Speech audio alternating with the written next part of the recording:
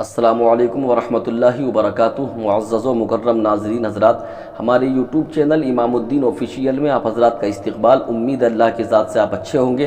دعا ہے اللہ کی بارگاہ میں اللہ پاک سب کو اچھا رکھے۔ اس موضوع کے ساتھ میں آپ کی خدمت میں حاضر ہوں کہ بات بات پر گالی دینا یہ کیسا ہے، یعنی جن کی زبانوں پر گالی رٹی ہوئی ہوتی ہے، گالی گلوچ کرتے ہیں، تو ان کے لیے شریعت مطہرہ کا کیا حکم ہے۔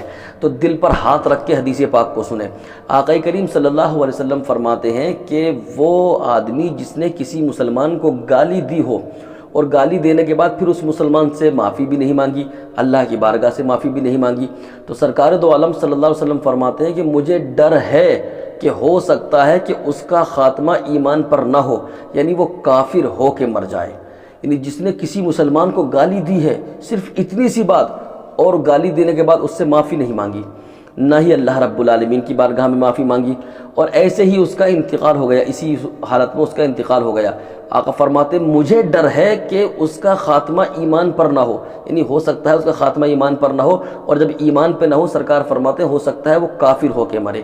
اب اندازہ لگائیے، ایک مسلمان کو اگر کوئی بندہ گالی دے دے تو اس کی بخشش و مغفرت نہیں ہو رہی، اس کا خاتمہ ایمان پر نہ ہونے کا خطرہ ہے، تو پھر جو آدمی سرکار دو عالم صلی اللہ علیہ وسلم کی شان میں گستاخیاں کرتا ہو اس کا کیا معاملہ ہوگا۔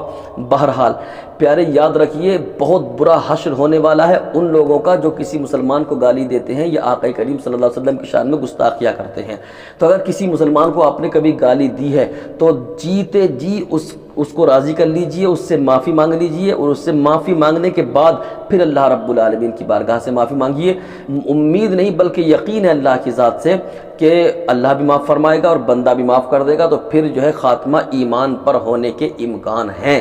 اور اگر آپ نے معافی نہیں مانگی اور اسی حالت میں آپ کا انتقال ہو گیا تو پھر یہ بھی امکان ہے کہ خاتمہ ایمان پر نہ ہو۔ اس لیے آپ چاہتے خاتمہ ایمان پر ہو، تو اگر کسی سے کوئی بات ہو گئی ہے، لڑائی جھگڑا ہو گیا ہے، تو فوراً معافی مانگ لیجئے۔ کسی کو گالی دی ہے فوراً معافی مانگ لیجئے۔ اللہ پاک مجھے آپ کو سب کو عمل خیر کی توفیق عطا کرے۔ استغفر اللہ ربی من کل ذنب واتوب الیہ وما علینا الا البلاغ۔